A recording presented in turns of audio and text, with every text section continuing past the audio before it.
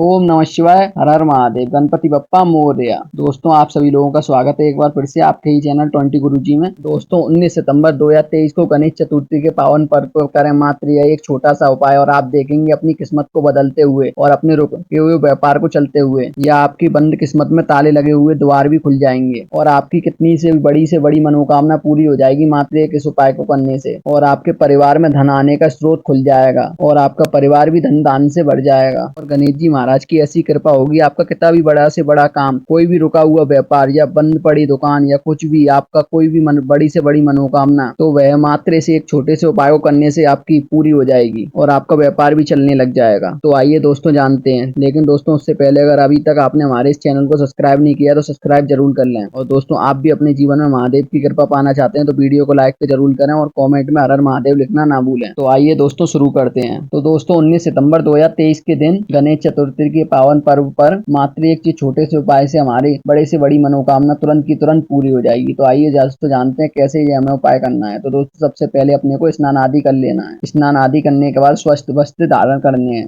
वस्त्र धारण करने के बाद अपने को मंदिर की अच्छी तरीके से अपने की साफ सफाई कर लेनी है। घर पे जो हमारे मंदिर होता है उसको अच्छी तरीके से बिल्कुल साफ सफाई कर लेनी है। उसके बाद अपने जो बाल गोपाल होते हैं उन बाल गोपाल को स्नान कराना है। जितने भी हमारे घर में मतलब मंदिर में जितनी भी मूर्तियां पीतल की हैं उन सभी को स्नान करा देना है, चाहे वो किसी की भी हो। तो आपको उन सभी को स्नान कराने के बाद उन सभी का तिलक कर देना है। तिलक करने के बाद अपने को दीपक जलाना है मंदिर में ही, अपने घर के मंदिर में। और अपने को सबसे पहले गणेश जी की आरती करनी है। उसके बाद अपने को महादेव की आरती करनी है, ओम नमः शिवाय वाली। फिर अपने को जय जगदीश हरे वाली आरती करनी है। फिर अपने को हनुमान चालीसा वाली आरती करनी है, मतलब हनुमान जी की आरती करनी है। ये सभी आरती करने के बाद अपने को कर्पूर गौरम करुणा अवतारम वाला अपने को पूरा मंत्र पढ़ लेना है और सभी देवी देवताओं के अपने के भगवान के नारे लगाने हैं वहीं पर। बोल बम का नारा है, बाबा एक सहारा, ऐसे करके अभी को सभी नारे लगाने हैं, जयकारे लगाने हैं। दोस्तों, इतना सब करने के बाद आपको सबसे पहले आपको 5 गेहूं के दाने बिल्कुल साबित, ना टूटे वूटे, कहीं से खंडित नहीं होने चाहिए, इस बात का आपको विशेष देना है। 5 गेहूं के दाने आपको निकाल लेने हैं और उसके बाद आपको 5 हरे मूंग निकाल लेने हैं, वो भी कहीं से खंडित नहीं होनी चाहिए, इस बात का आपको विशेष ध्यान रखना है। निकालने के बाद आप डेली जो पूजा पाठ की थाली ले जाते हैं वही आपको तैयार कर लेनी है। अपनी थाली तैयार कर लेने के बाद उसमें आपको अपने 5 गेहूं के दाने जरूर रख लेने हैं और 5 हरे मूंग भी रख लेने हैं और साथ में एक दीपक अलग से तैयार कर लेना है। आप दीपक गोल बाती वाला रहेगा, इस बात का आपको विशेष ध्यान रखना है और गाय के शुद्ध देसी घी का रहेगा। और तांबे के बर्तन में अपने को जल भर लेना है। जल अपने घर का ही होना चाहिए और शुद्ध जल होना चाहिए, जिसको हम पीते हैं वही शुद्ध जल होना चाहिए, इस बात का आपको विशेष ध्यान रखना है। दोस्तों, इतना करने के बाद आपको वहां पर फूल रख लेने उसी प्लेट में। जो भी आपके घर के आसपास उपलब्ध हो वो सभी फूल रख सकते हैं आप। कनेर का फूल लेकिन आपको जरूर ले लेना है और आप जो पूजा की थाली में डेली रोजाना ले जाते हैं वो जरूर रख लेना है। अपनी सभी सामग्री को लेके ही जाना है, जैसे कि आप बेलपत्र डेली ले जाते ही होंगे वो ही आपको रख लेनी है और जो भी अपनी धूप घास वगैरह सभी आपको रख लेनी है। धूप घास आपको जरूर लेनी नहीं है, आपको इस बात का विशेष ध्यान रखना है, धूप घास को जरूर ले लेनी है। और धूप घास लेने का भी एक क्रम है, आपको 5 पत्ती वाली धूप घास लेनी है, इस बात का आप ध्यान रखना है। आप जैसी धूप घास लेते हैं उसमें आपको 5 पत्ती नीचे से जितनी भी हो उसको तोड़ के अलग निकाल देनी है, ऊपर ऊपर की 5 पत्ती ले लेनी है धूप घास की, इस बात का आपको विशेष ध्यान रखना है। और ऐसे ही आपको 7 डंडी बना लेनी है, मतलब धूप घास की 7 धूप घास ले लेनी है, उनमें कलावा से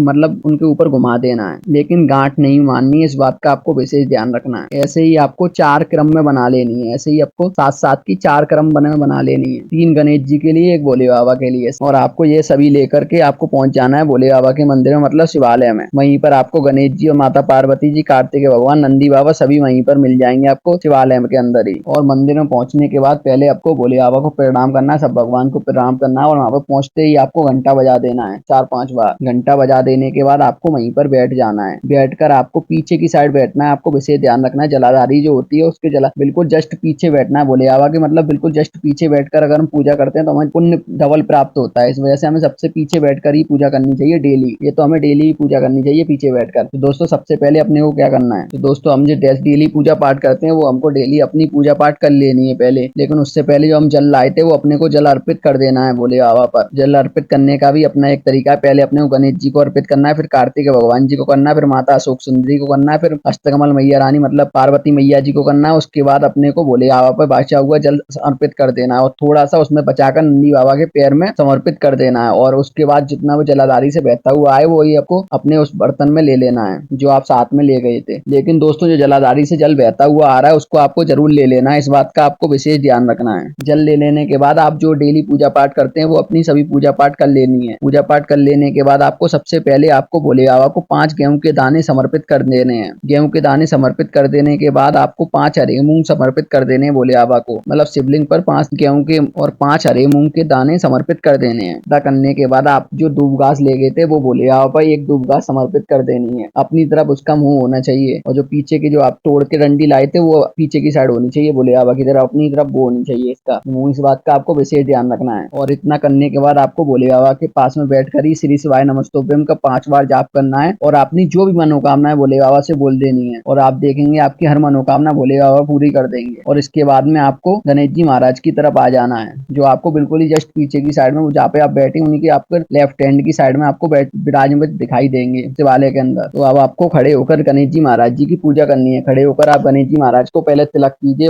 और उन पर चावल चढ़ाइए और चावल चढ़ाने के बाद उनका भोग लगाइए और भोग लगाने का उन्हें फूल अर्पित कीजिए। फूल अर्पित करने के बाद जो आप दूब घास ले गए थे उसको चढ़ाने की अलग विधि है, वो हम आपको अभी बता रहे हैं। देखिए ध्यान से सुनिए। जो पहली दूब घास की आप ले गए तो उसको आपको एक उठा लेनी है, उसमें से एक उठाने के बाद आपको गणेश जी के माथे पे लगानी है और बोलना गण गणपते नमः पूज्यामि एक बार बोल के फिर उनको पैरों के पास समर्पित कर देनी है, या उनके पास जो बगल में छेद होते हैं उनमें अंदर डाल देनी है। फिर आपको दूसरी उठानी है, फिर बोलनी है पूज्यामि, फिर उनके ऐसे ही रख देनी समर्पित कर देनी है। फिर तीसरी उठानी है, फिर बोलना पूज्यामि, फिर ऐसे ही समर्पित कर देनी। और आपकी जो भी मनोकामना बोले नंदी बाबू गणेश जी महाराज का पैर पकड़कर आपको अपनी हर मनोकामना उनसे बोल देनी है और आप देखेंगे आपकी हर मनोकामना गणेश जी महाराज तुरंत की तुरंत पूरी कर देंगे मात्र 24 घंटे के अंदर। और आपको फिर उसके बाद कार्तिक भगवान जी की पूजा करनी है, नंदी महाराज की पूजा करनी है, पार्वती मैया की पूजा करनी है और आपके शिवालय के अंदर लक्ष्मी नारायण की भी मूर्ति है तो उनकी भी पूजा करनी है। और भोले बाबा के 2 परिक्रमा कर आपको वहीं बैठकर भोले बाबा की और सब भगवान की आरती करनी है। भोले बाबा और शिव परिवार की आरती करनी है। आरती करने के बाद आपको कर्पूर गौरम करुणा अवतारम मंत्र का पूरा जाप करना है। उसके बाद में आपको वहीं पर बैठकर भोले बाबा का भजन गाना है। भजन आप 2 3 4 जितने भी गाना चाहें उतने गा सकते हैं और वहीं पर बैठकर आपको श्री शिवाय नमस्तोभ्यम का जाप करना है जितनी बार भी आप करना चाहें और अपनी जो भी मनोकामना है वहीं पर आप भोले बाबा और गणेश जी महाराज से बोल दें और आपकी हर मनोकामना भोले बाबा और गणेश जी महाराज तुरंत की तुरंत पूरी कर देंगे। और आप देखेंगे घर पर आकर लौटकर आपकी बड़ी से बड़ी मनोकामना पूरी हो जाएगी कुछ ही चंद घंटों में और भोलेनाथ की कृपा आपके ऊपर पूरी तरीके से बरसने लग जाएगी और आप देखेंगे अपनी जिंदगी को अपनी आंखों से बदलते हुए और अपने घर परिवार में खुशहाल परिवार को देखते हुए खुश हो जाएंगे आप और आपका परिवार एकदम मस्त हो जाएगा अपनी जिंदगी जीने में और धन के द्वार खुल जाएंगे, आपके व्यापार में तरक्की होती चली जाएगी। और मैं तो भोले बाबा से ऐसी कामना करूंगा कि आपका बड़े से बड़ी मनोकामना आपकी तुरंत की तुरंत पूरी हो जाए। भोले बाबा ऐसी कृपा करें आप सभी के ऊपर कि आपकी बड़ी से बड़ी मनोकामना तुरंत की तुरंत पूरी हो जाए। मैं तो यही कामना करता हूँ भोले बाबा से कि भोले बाबा के सभी भक्तों की तुरंत भोले बाबा सुन लें और उनकी हर बड़ी से बड़ी मनोकामना तुरंत की तुरंत पूरी हो जाए। तो दोस्तों 19 सितंबर 2023 को जो आपको सुबह के समय ही ये उपाय करना है, इस बात का आपको विशेष ध्यान रखना है। सुबह ही सुबह आपको भोले बाबा की पूजा कर लेनी है। पूजा करने के बाद में आपको घर पर आकर अपने जो भी व्रत रखना चाहे तो आप व्रत रख सकते हैं और जैसा आपका मन हो वैसे आप श्रद्धा पूर्वक अपना कार्य कर सकते हैं। और आप चाहें तो गणेश जी महाराज की स्थापना भी कर सकते हैं। ऐसा करना भी बहुत ही ज्यादा शुभ माना जाता है। अगर गणेश जी महाराज की आप स्थापना करेंगे 5 दिन या 7 दिन या 3 दिन कितने दिन के लिए भी, तो आपकी हर बड़ी से बड़ी मनोकामना तुरंत की तुरंत पूरी हो जाएगी। आप देखेंगे आपके घर में धन्य दान के भंडार बढ़ जाएंगे। माता लक्ष्मी जी की कृपा आपके ऊपर पूरी तरीके से बरसने लग जाएगी। तो बोलिए बोम बम का नारा है, बाबा एक सहारा है। वीडियो अच्छी लगी तो वीडियो को लाइक करें और कमेंट में हर हर महादेव जरूर लिखें और साथ ही चैनल को भी सब्सक्राइब कर दें।